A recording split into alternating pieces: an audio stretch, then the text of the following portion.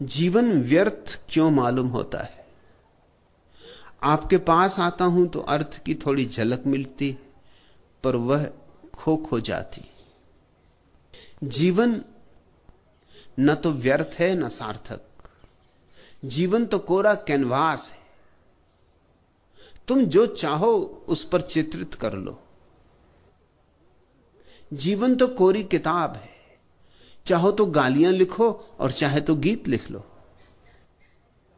जीवन अपने आप में कुछ भी नहीं है। जीवन कोरा अवसर है। और अधिक लोग इस भ्रांति में जीते हैं कि जीवन में कोई अर्थ है। मिल क्यों नहीं रहा?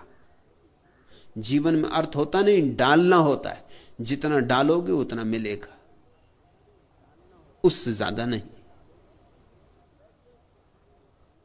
बांसुरी रखी है और तुम बैठे हो उसके सामने और कहते हो कि बांसुरी तो है, लेकिन इसमें स्वर क्यों नहीं? बांसुरी में स्वर होते नहीं, जन्माने होते, जगाने होते, डालने होते, उमगाने होते। रखो ओंठ पर और बजाओ इसे और अपूर्व संगीत पैदा होगा।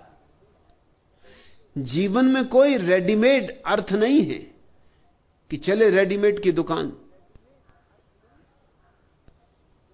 और तैयार कपड़े पहन के लौट आए। जीवन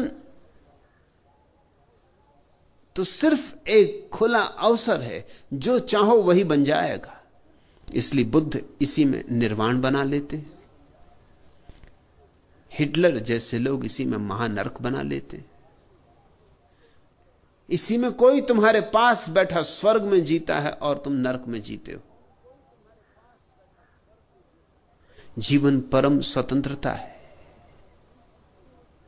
जीवन सृजन है। तुम पूछते हो जीवन में व्यर्थ क्यों मालूम होता है? क्योंकि तुमने अर्थ डाला नहीं होगा। बगिया खाली क्यों मालूम होती? तुमने बीज बोए ना होंगे। फूल क्यों नहीं आते? बीज भी बोए होंगे तो पानी ना सींचा होगा।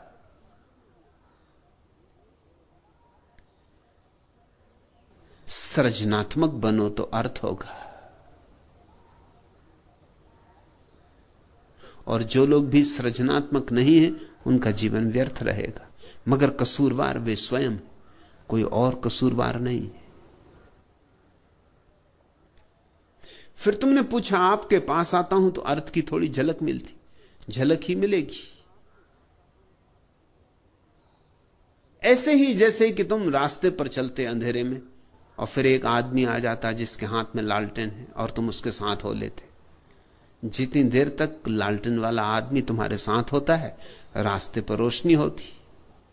फिर आ गया चौराहा और उस आदमी ने कहा नमस्कार भाई, अब मैं अपनी राह चला। फिर घन घोर अंधेरा है। अब तुम हैरान होते हो कि अभी तक थोड़ी झलक थी, अब घनघोर अंधेरा क्यों? मेरे दिए की रोशनी में थोड़ी देर चल सकते हो, मगर वो तुम्हारे दिए की रोशनी नहीं। तुम्हारे दिए की रोशनी होगी तो ही सदा रोशनी तुम्हारे सांस रहेगी, नहीं तो झलकें मिलेंगी।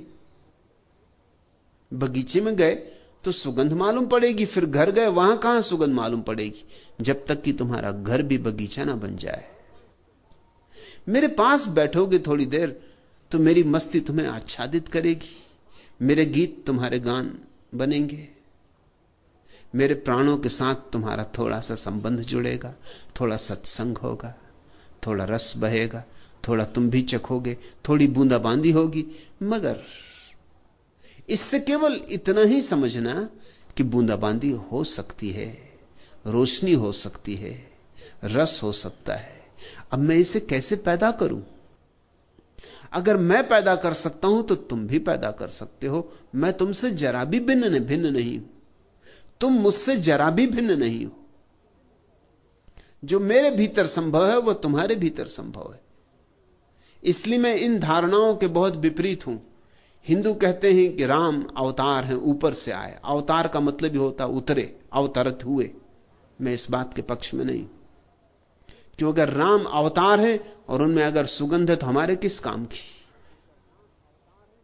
वो तो अवतार हैं, आकाश से आए हैं, ठीक है। हम तो आकाश से आए नहीं, हम तो जमीन से ही उगे।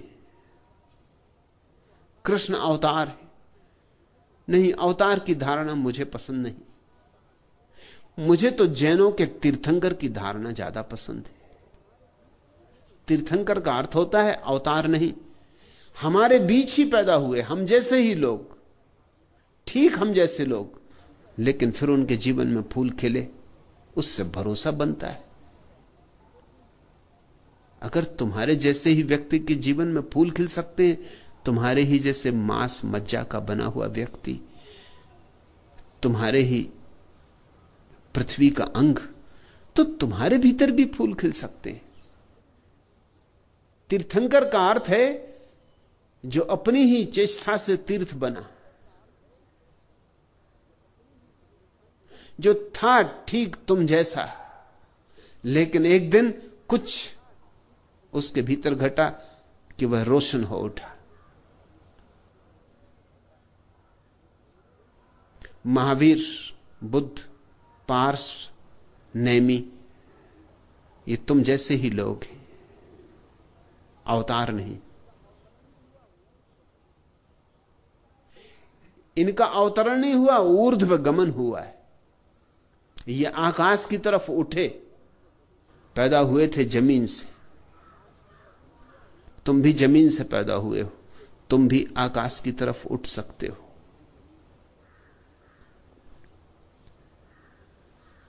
तुम कहते जीवन व्यर्थ क्यों मालूम होता है?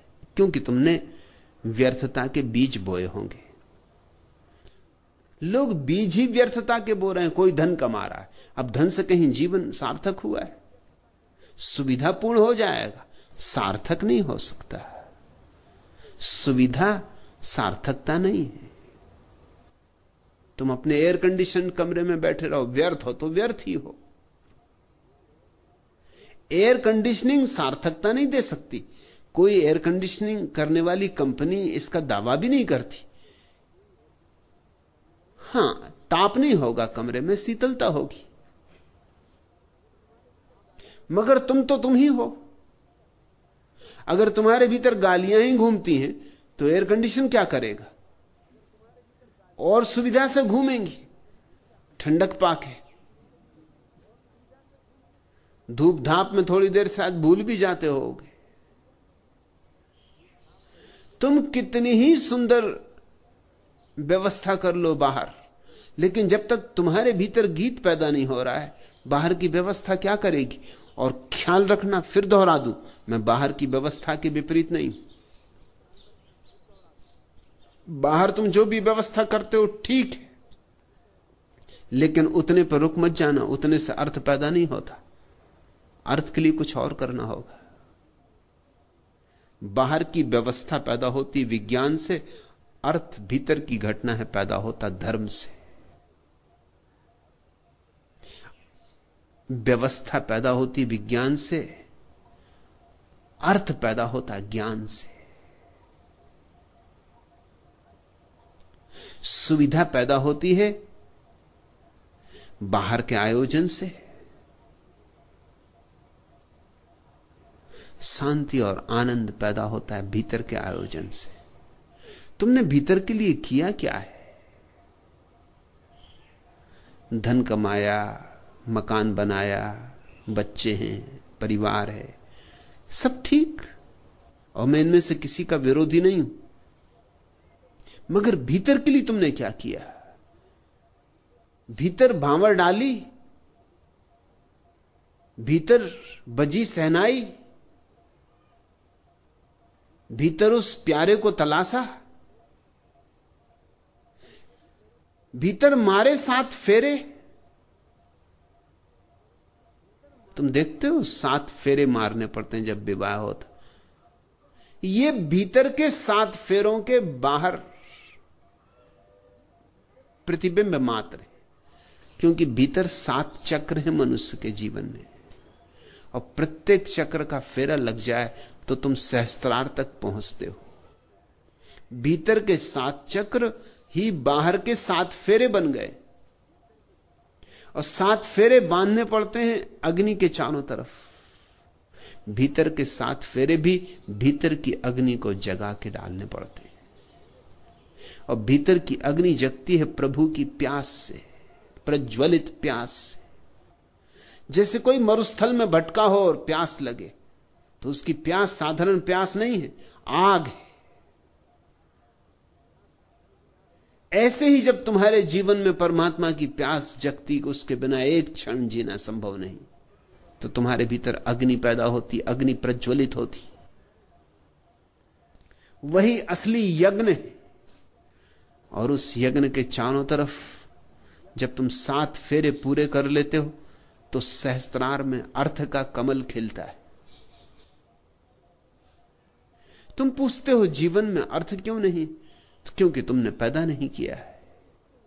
और आपके पास आता हूं तो अर्थ की थोड़ी झलक मिलती, झलक ही मिलेगी, यह भी कुछ कम नहीं।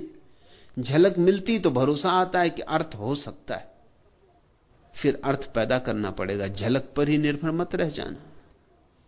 वो तो तुम किसी बड़े वीणा वादक को सुनोगे तो मस्त हो जाओगे, फिर घर जाके तुम ये मत सोच लेना कि तुम वीणा वादक हो गए। फिर वीणा वादन सीखना होगा। उस मस्ती ने तुम्हें एक याद दिला दी, सच। उस मस्ती ने तुमसे यह कहा कि वीणा से ऐसा चमत्कार हो सकता है। और वीणा तुम्हारे घर में भी रखी है, और तुम्हारे पास भी अंगुलियां हैं वैसी ही जैसे वीणा वादक के पास। लेकिन अंगुलियों और वीणा के तार में थोड़ा संबंध जोड़ने का अभ्यास करना होगा। वही अभ्यास साधना है। तू उठा तो उठ गई सारी सभा, सिर्फ मंदिर थरथराता रह गया। स्वप्न की डोली उठा आंसू चले, धूल फूलों की जवानी हो गई। शाम की स्याही बनी दिन की खुशी, देह की मीनार पानी हो गई। तू गया क्या हाय बेमौसम यहां, एक बादल डबडबाता रह गया। तू उठा तो उठ गई सारी सभा, सिर्फ मंदिर थरथराता रह गया। हाथ जब थामे खड़ा था पास तू, पांव पर मेरे झुका संसार था। हर नजर मेरे लिए बेचैन थी, हर कुसुम मेरे गले का हार था। तू नहीं तो कुछ खिलौने के लिए एक बचपन छटपटाता रह गया। तू उठा तो उठ गई सारी सभा, सिर्फ मंदिर थरथराता रह गया। प्यार दुनिया ने बहुत मुझको किया, पर लगन तुझसे लगी टूटी नहीं। लाल हीरे भी बहुत पहने मगर मूर्ति तेरी हाथ से छूटी नहीं। क्या कहूं हर आईने को किस लिए, शक्ल में तेरी दिखाता रह गया। तू उठा तो उठ गई सारी सभा, सिर्फ मंदिर थरथराता रह गया। कल विदा जो ले गया था घाट से, खिल गया है वह कमल फिर ताल में। नील से कल जो खिली थी, नीम से कल जो निबोरी थी छुटी, है लगी वह झूलने फिर डाल में। एक में ही जो यहां तुझसे बिछोड़, रोज आता रोज जाता रह गया। तू उठा तो उठ गई सारी सभा, सिर्फ मंदिर थरथराता रह गया।